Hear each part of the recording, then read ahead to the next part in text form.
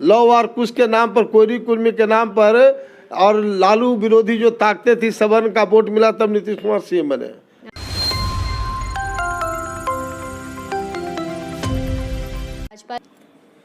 नमस्कार, स्वागत है आपका ओमन न्यूज़ में और मैं हूं आपके साथ श्वेता कुमारी। आज हमारे साथ नागमणि जी मौजूद हैं और हम उनसे बातचीत करेंगे जातीय जनगणना पे। जी हाँ, जातीय जनगणना जो कि नीतीश कुमार और लालू प्रसाद यादव जी एक साथ आंतरिक संगठन से मिलके कर रहे हैं, अंदरूनी तरीके से। चलिए हम उनसे बातचीत करते हैं और पता करते हैं आपका क्या कहना है इस बारे में, जातीय जनगणना को लेके आप क्या सोचते हैं? देखिए, जातीय जनगणना बहुत ही महत्वपूर्ण है, इस पर बहस का मुद्दा नहीं है। लेकिन बहस का मुद्दा ये है कि लालू और नीतीश कुमार जी को पिछड़ी जाति के उत्थान और कल्याण के लिए उनके माइंड में नहीं है। ये सिर्फ अपना उल्लू सीधा करके सत्ता में जाना चाहते हैं, कुछ लोग सत्ता में बना रहना चाहते हैं। मैं आपसे पूछना चाहता हूँ, लालू और नीतीश कुमार से आपके माध्यम से पूछना चाहता हूँ कि अगर जातीय जनगणना अगर आज होता हो और 52% से 62%, 65% भी अगर जनगणना में जनसंख्या आ जाता है पिछड़ी जाति को, लेकिन सरकार जब उनको आरक्षण नहीं देगी तो उसे क्या मिलने वाला है? ये सिर्फ उल्लू बनाने का काम लालू नीतीश जी कर रहे हैं। लेकिन अब बिहार में हम लोग सक्रिय हो गए हैं।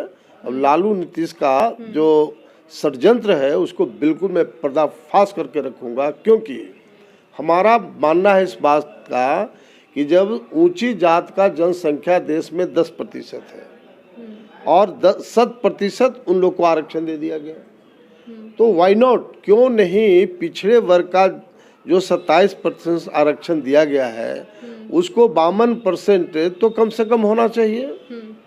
तो हमारी लड़ाई 27% से 52% आरक्षण की लड़ाई होगी। कोविड के वजह से अभी हम लोग इसको पोस्टपोन कर रहे हैं, चूँकि लोग काफ़ी डरे हुए हैं। अलग बात है कि कोविड कोई बीमारी नहीं है, ये सर्दी खांसी एक साधारण बीमारी है, लेकिन सरकार इस तरह से दहशत फैला दिया है, इसलिए थोड़ा नॉर्मल अगर हो जाएगा तो हम लोग बिहार में 27% से 52% पिछड़े वर्ग की लड़ाई को शुभारंभ करेंगे और अंतिम अंजाम तक पहुंचाएंगे। लालू नीतीश कुमार का जो सोच है वो सिर्फ पिछड़े दलितों को बेवकूफ़ बनाने का सोच है। इसलिए मैं पहले ही कहा कि लालू नीतीश का जो षड्यंत्र है उसको पर्दाफाश करूंगा मैं। अच्छा, अगर हम बात करें, ये आपने जो भी कहा कि आरक्षण मिलना चाहिए जो निचले जाति के वर्ग के लोग हैं, निचले तो नहीं, पिछड़े, निचले नहीं, पिछड़े वर्ग ही हाँ। सबसे शरीफ कौम है। यहाँ के ओरिजिनल निवासी है, ओरिजिनल निवासी है, नीच नहीं होता है। अच्छा, पिछड़े वर्ग के लोग रिजर्वेशन देना चाहिए। आप भाजपा को लेकर के मतलब क्या लगता है, भाजपा का भी जो भविष्य है वो क्या है, मतलब होगा आगे क्या होने वाला है भाजपा में? देखिए, मेरा जीव काला है और जो मैं बोलता हूँ सो होता है। अभी उत्तर प्रदेश देश का सबसे बड़ा राज्य है और ये जो उत्तर प्रदेश का जो महाखेल हो रहा है उसमें सिर्फ नागमणि का देन है। डॉक्टर राम गोपाल यादव जी जो समाजवादी पार्टी के सुप्रीमो हैं और जो तमाम जो कुशवाहा, साक्य, सैनी मौर्य और अन्य पिछड़े दलित के नेता स्वामी प्रसाद मौर्य हैं, वो दोनों के बीच मैंने बात करवाया और आज जो खेल हो रहा है बड़े पैमाने पर उत्तर प्रदेश में वह नागमणि का देन है। और आज मैं डंके के चोट पर इस बात को कह सकता हूँ कि उत्तर प्रदेश में 100 नहीं 1000% बीजेपी का बोरिया बस्तर बंधा जाएगा।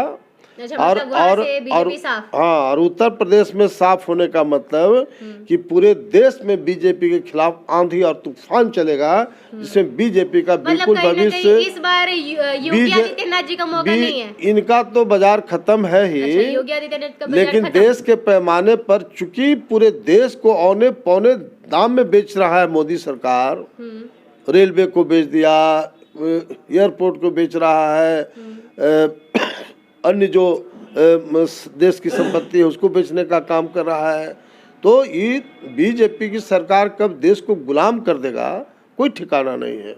इसलिए बीजेपी को हटाना आम देश की आम जनता का पुनीत कर्तव्य है। और इसी क्रम में मैं उत्तर प्रदेश में लगातार कैंपिंग करूंगा ताकि सुनिश्चित हम लोग करेंगे कि बीजेपी का वहाँ इतना खास्ता हाल हो जाए जो बीजेपी हिम्मत नहीं करे फिर चुनाव न लड़ने का। मतलब एक बार ऐसे हराना है कि दोबारा फिर खड़े ना हो पाए मैदान। हाँ। बढ़िया है। चलिए, आप बता रहे थे कि मतलब अभी जब हमने आपसे बातचीत की तो आपने कहा कि आपका जो वार होगा वो सीधा लालू प्रसाद यादव और नीतीश कुमार पे होगा, ये जातीय जनगणना वाली बात पे जब आपने कहा। हाँ, तो मैं आपसे ये पूछूंगी कि जब हम जो इलेक्शन चल रहा था यहाँ पे और हम लोगों ने आपसे बातचीत की थी तो आपने कहा था कि आप कहीं ना कहीं लालू प्रसाद यादव जी को सपोर्ट कर रहे हैं ताकि वो सत्ता में मतलब तेजस्वी जीत जाए इस बार। तो फिर आप उनके साथ अचानक से खिलाफ कैसे हो? नहीं, अचानक नहीं होता है ना। राजनीति में तो समय और परिस्थिति के आधार पर निर्णय लेना पड़ता है। अच्छा। कभी लालू यादव के लिए हम लोग जान के बाजी लगाए हैं। हाँ। टोटल उनका पार्टी में कैंपिंग करके पूरे बिहार का जो हमारा कुशवाहा कोयरी समाज का वोट हम लोग दिलवाए हैं। अगर लालू जी को हमने मुख्यमंत्री नहीं बनाया लेकिन 10 साल तक मुख्यमंत्री बना के रखने का क्रेडिट नागमणि को है, क्योंकि पूरे बिहार में मास हमारा जो कोयरी और दांगी का वोट था उसको हम लोग नागमणि को कैसे है क्रेडिट हमारे वजह से वोट मिला। पूरे बिहार के लोग को हमने वोट दिलवाया। कौन बिहार में कैंपिंग किया? बिहार में लालू यादव आपने किया। बिल्कुल। अच्छा। नागमणि बाबू नीतीश कुमार सीएम बने, लव और कुश के नाम पर, कोयरी कुर्मी के नाम पर, और लालू विरोधी जो ताकते थी सवर्ण का वोट मिला तब नीतीश कुमार सीएम बने। ये थे हमारे साथ नागमणि जी जिन्होंने बताया कि वो वही पंडित हैं जो कि बना सकते हैं तो बिगाड़ भी सकते हैं। इन्होंने एग्जाम्पल दिया कि जो ब्राह्मण श्राद्ध कराता है वही शादी भी कराता है, यानी कि अगर इन्होंने बनाया है लोगों को तो वो बिगाड़ भी सकते हैं। बने रहिए हमारे चैनल के साथ और हम आपको दिखाते रहेंगे नागमणि जी के पूरे सफर की बात।